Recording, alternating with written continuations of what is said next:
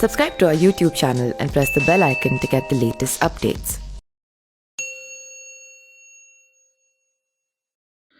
नमस्कार, मैं पिंटू सिंह यादव आप सभी का स्वागत करते हैं न्यूज लाइव में। दोस्तों 2022 का उत्तर प्रदेश का विधानसभा चुनाव 7 चरण में होना था और फाइनली 7वें चरण का मतदान आज जोरों शोरों पर है और सभी कैंडिडेट की जो किस्मत है वो अब ईवीएम में कैद हो जाएगी। और जब 10 तारीख को पिटारा खुलेगा तो देखना दिलचस्प होगा कि भारतीय जनता पार्टी की सरकार बच पाती है या फिर योगी आदित्यनाथ की सीट पर कोई और काबिज हो जाता है, या फिर जिस तरीके से लगातार समाजवादी पार्टी के सुप्रीमो अखिलेश यादव दम भर रहे हैं तो क्या उस कुर्सी पर अखिलेश यादव विराजमान होंगे। इसके कई सारे सवाल लोगों के जहन में गूंज रहे हैं। कई लोग अखिलेश यादव को सीएम बनने की बात कर रहे हैं तो कई लोग योगी आदित्यनाथ की बात कर रहे हैं तो कई लोग ऐसे भी हैं जो बहन मायावती को चाबी कहने की बात कह रहे हैं कि कुछ भी हो जाए बहन मायावती चाबी के तौर पर आएगी और सरकार की किस्मत अपने चाबी के माध्यम से खुलेगी। तमाम तरीके से बातें हो रही है, तमाम लोगों के बारे में बात हो रही है, लेकिन आज मैं बात करूंगा चाहे नतीजा कुछ भी हो, चाहे अखिलेश यादव की सरकार बने या फिर सीएम योगी आदित्यनाथ फिर से अपने सीट पर काबिज हों, लेकिन 2017 के मुकाबले कितना अलग था अखिलेश यादव का अभियान, चुनावी अभियान, ये मैं आपको बताने वाला हूं। और किस तरीके से उन्होंने कौशल, बुद्धिमत्ता और साफ सुथरा छवि के साथ चुनाव लड़ा है।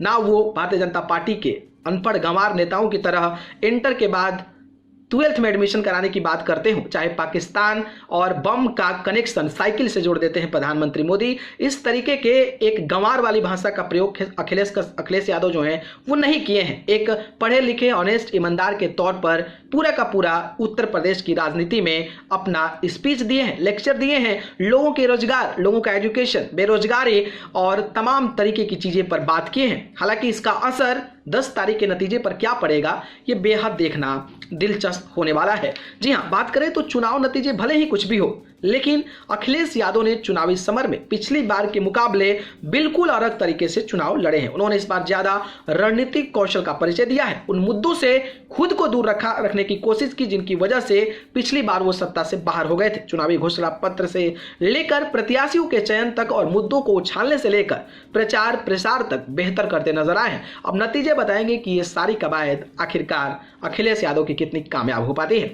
सपा की कमान तो पिछले विधानसभा चुनाव में अखिलेश यादव के पास तो आ ही गई थी, लेकिन उस वक्त विवाद के साए का निर्णय पर हावी था क्योंकि इस बार माहौल जुदा दिखा। सारे निर्णय खुद ही अखिलेश यादव ने लिए, गठबंधन के साथी भी खुद ही तय किए। टिकट के वितरण में उनका निर्णय अंतिम रहा। परिवार के लोगों को अपने इस चुनाव से दूर रखा और टिकट भी उनको नहीं दिए। और शायद यही है कि शिवपाल सिंह यादव जो पिछले विधानसभा चुनाव में अलग थे, इस बार अखिलेश यादव के साथ आ गए और महज एक सीट पर ही अखिलेश यादव उनको मनाने में सक्षम हो पाए। तो वहीं अपर्णा यादव पार्टी छोड़कर चली गई, जो कि पिछले बार विधानसभा चुनाव समाजवादी पार्टी के टिकट पर लड़ी थी, लेकिन उसका असर इस बार दिखते नजर नहीं आ रहा है। वहीं बात करें तो आपको पता होगा कि पिछली बार 2017 में कांग्रेस के साथ इन्होंने अलायंस किया था। 2 साल के बाद लोकसभा में बहुजन समाज पार्टी के साथ अलायंस किया था, लेकिन वो दोनों पार्टियों का जो सियासत था वो अखिलेश यादव के लिए नहीं जमा और इस बार शायद उन बड़े पार्टियों को छोड़कर छोटे छोटे जातीय समीकरण और क्षेत्रीय पार्टियों को अपने बस में लिया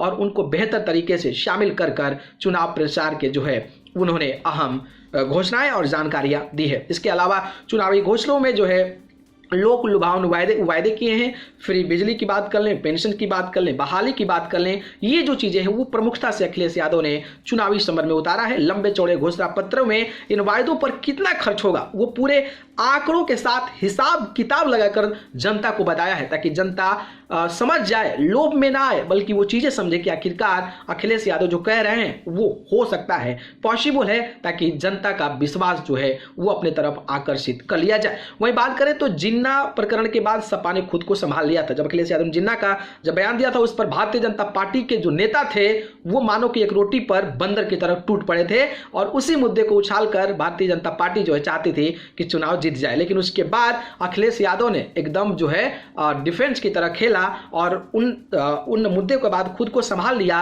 और विरोधियों को उकसाने के बावजूद उस पर चुप्पी साधी रखी। उस पर उन्होंने कुछ नहीं बोला। अपने खास समर्थकों को 2 वर्गों को इस बार अपेक्षाकृत कम टिकट बांटे। अखिलेश यादव ने सॉफ्ट हिंदुत्व के राह पर चलने का संदेश देने की कोशिश की। हालांकि ये सारी चीजें रही, अखिलेश यादव का एक पॉजिटिव पूरा का पूरा कैंपेन रहा है, लेकिन वो पॉजिटिव कैंपेन जो है वो कितना निर्णायक होता है ये तो आज कैद होगा और 10 तारीख को पता चल पाएगा। और जब अगर अखिलेश यादव इस चुनाव को जीत पाते हैं तो शायद उनकी जो कौशल क्षमता है उस पर पूरे देश की राजनीति की जो निगाहें हैं वो कहीं ना कहीं टिक जाएगी। इस पर आपकी क्या राय है? क्या आपको लगता है कि अखिलेश यादव काबिज हो पाएंगे या फिर योगी आदित्यनाथ फिर से भारतीय जनता पार्टी के तौर पर अपनी सीएम की कुर्सी एक बार फिर से हथिया लेंगे? ये कमेंट बॉक्स के माध्यम से जरूर बताइएगा। धन्यवाद।